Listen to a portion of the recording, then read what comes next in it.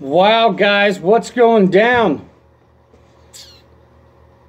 That report is kind of eye-opening, I think. I don't know, I think I kind of changed my mind. I think Paddock was maybe in on it. That's a lot for one person to do.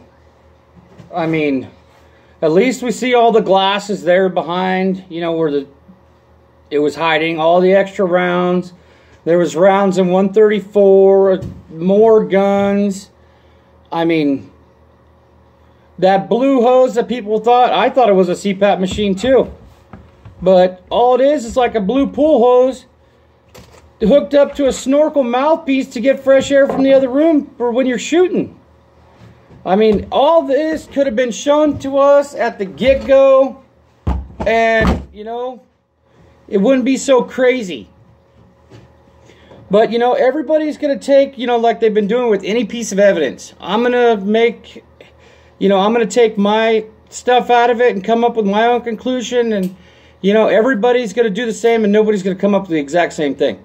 That's just like play telephone. Tell one person one thing and 20 people down, it's the complete opposite. So, I mean, there's a lot of stuff still to go through. But, I mean, the pictures of the doors, that one door only shows like 34 rounds through it. But, man, they were right. There's guns everywhere. Now you can see the drill. They had the wood bit to drill holes through wood. I mean, just crazy. So I almost want to say I've changed my mind like 80%. I mean, I think there's a lot of good stuff in that report, and it kind of brings down the conspiracy part of it.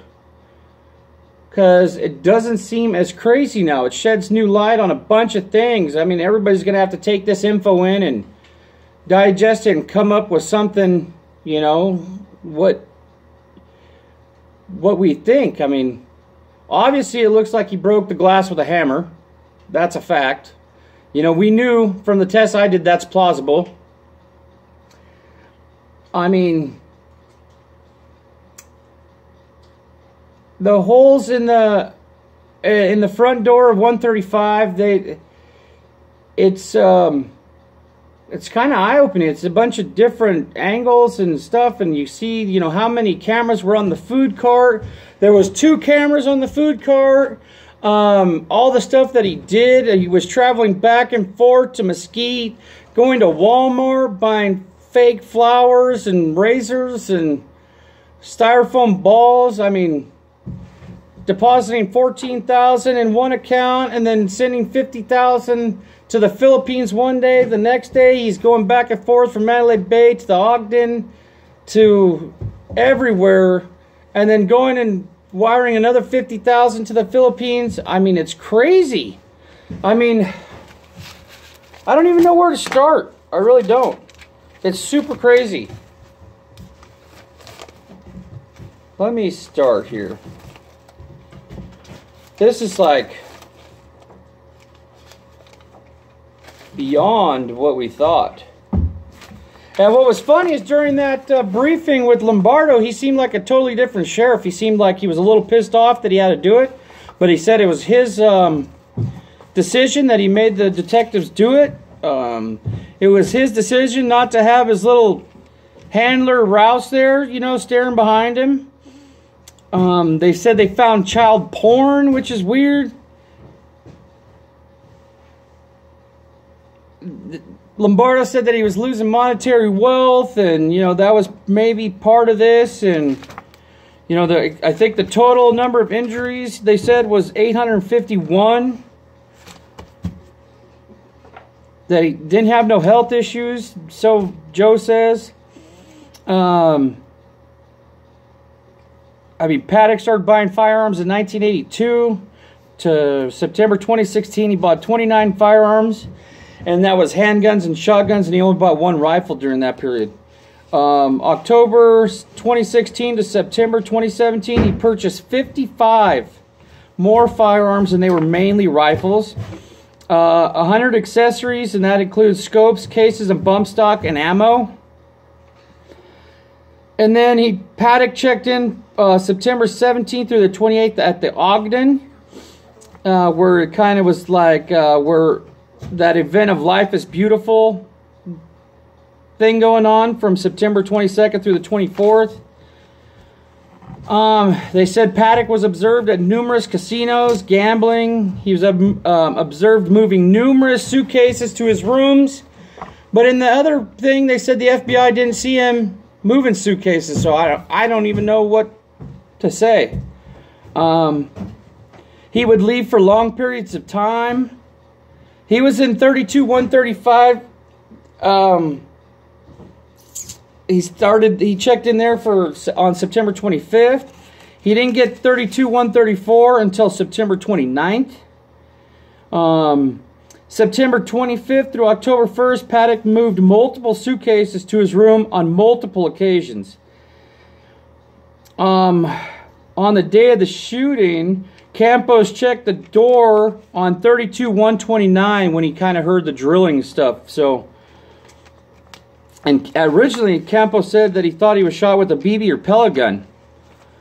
And we know where the two officers were that were, on duty there doing the other gig, because two women were in custody for trespassing, it says.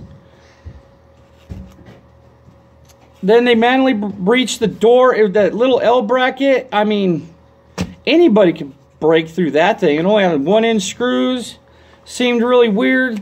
I mean, that wasn't like totally barricaded at all. That only delays you a few seconds. I mean, anybody could knock that thing off.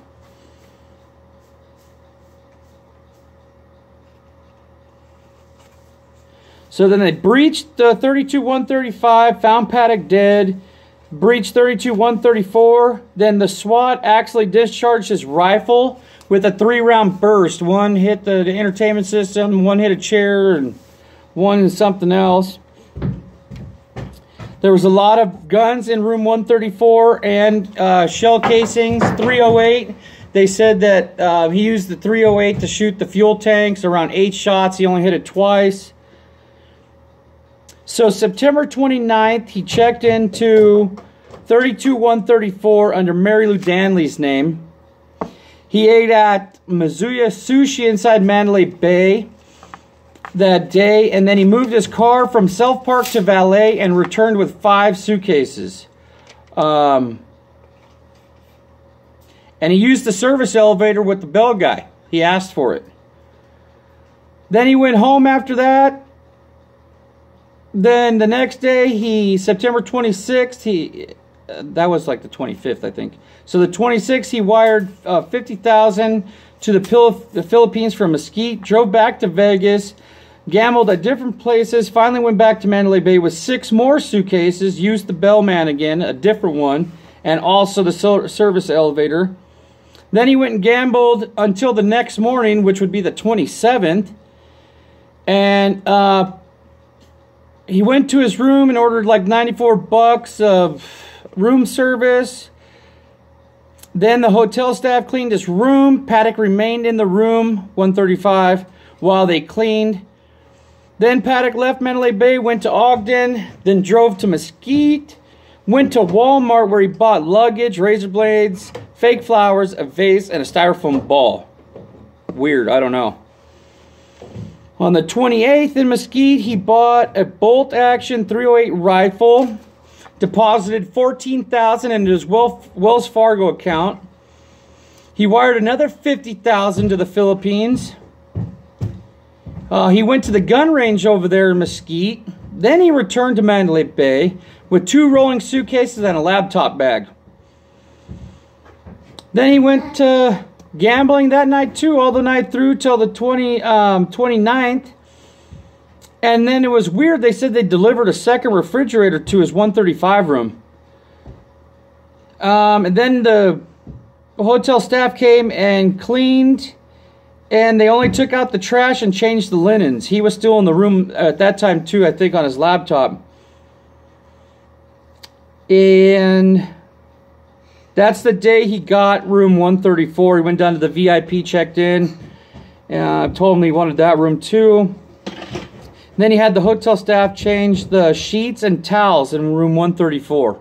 While he was there, you know, he never like left. I think he did that so they wouldn't go through his stuff.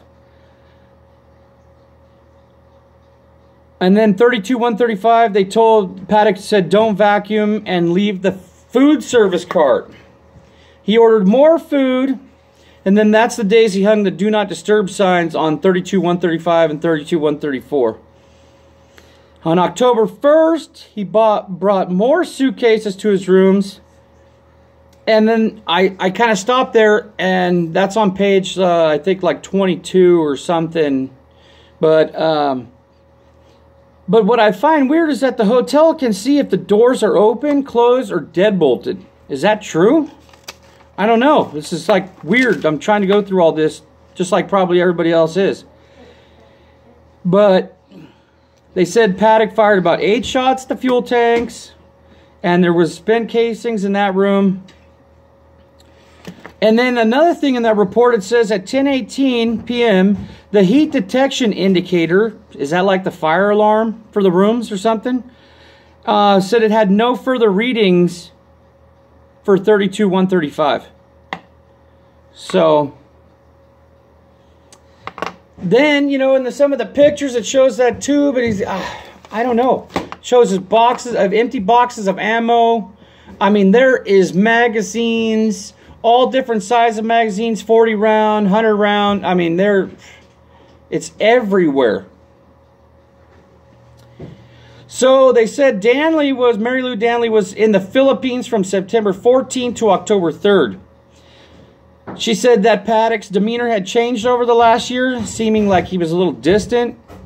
Earlier in September, they stayed at Mandalay Bay in room 6235, and she said that he acted kind of strange and that he was constantly pacing and checking out different angles through all the windows, but she didn't think nothing of it at the time.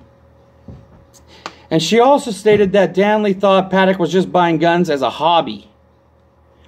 So, I mean, if you don't know what's going on, I mean, if you don't exactly know, then you're not going to pinpoint that kind of stuff. Because, I mean, I buy guns, people buy guns, and, you know, we're not planning this kind of crap, you know.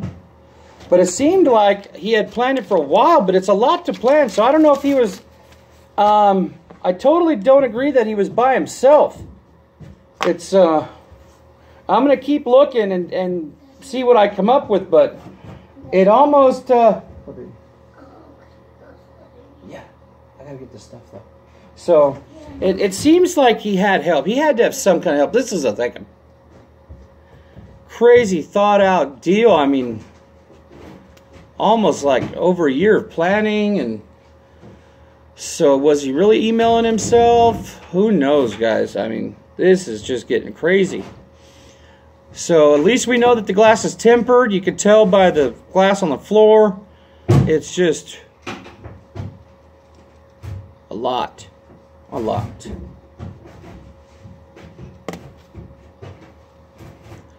So I've kind of changed my mind on a few things. I mean, I'm just kind of going with where the evidence and facts take me, so. But it's like, you know, everybody's going to take this report and it's going to change, you know, between 100 different people.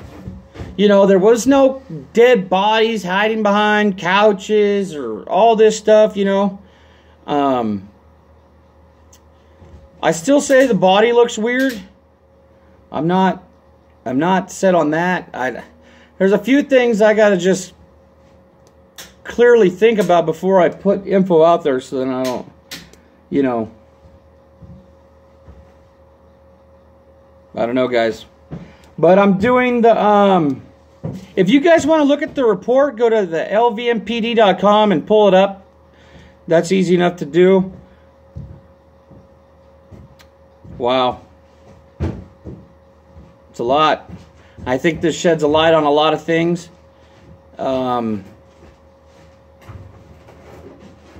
It doesn't point to where, and like all the guns that he had there kind of goes with the guns that he had bought. I mean, they found a lot of weapons between all the residences and the motel rooms. I mean, they're almost all accounted for. So it's not like he was buying guns and selling them to ISIS and all this weird crap that everybody was saying. So I don't know. I don't know. But it's like, I'm like shaking, like nervous about it. It's weird. It's like, it took a lot of the guess game out of it. Where if they would have showed us this at the beginning, we wouldn't be probably halfway where we are now, you know, like. I'll get it, yeah. Okay, give me a second, okay, baby? She wants to go sledding. But yeah, guys, this is big. Put down in the comments what you guys think. I know it's crazy. There's going to be a bunch of new info coming out today because this is all new. So I'm kind of anxious to watch some videos tonight and take away what I think is real and what's not. That's what people do. I mean, just because I say that rock is gray doesn't mean the next person's not going to think it's brown. That's just that's the way of life. You know, I say tomato, you say tomato, kind of a deal. But this is, I wasn't expecting that today. And they said they're not going to charge Mary Lou Danley, which I find very, very surprising. I thought for sure they were going to get her on the aiding and abetting deal.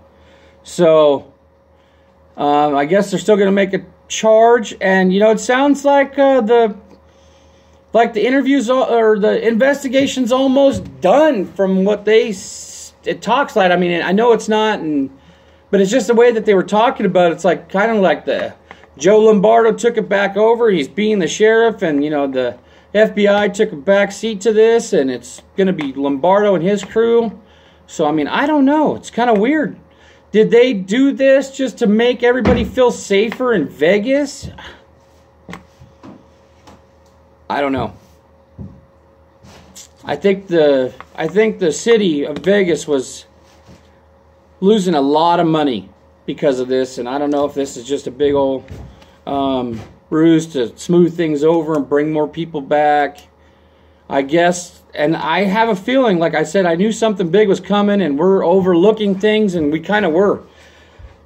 So let's take our time, think about this.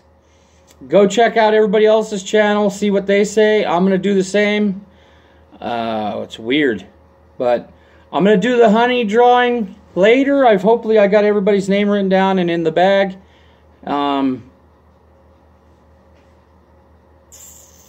Wow. So, well, guys, hammer down, Farmers for Truth. I'll catch you guys on the next one.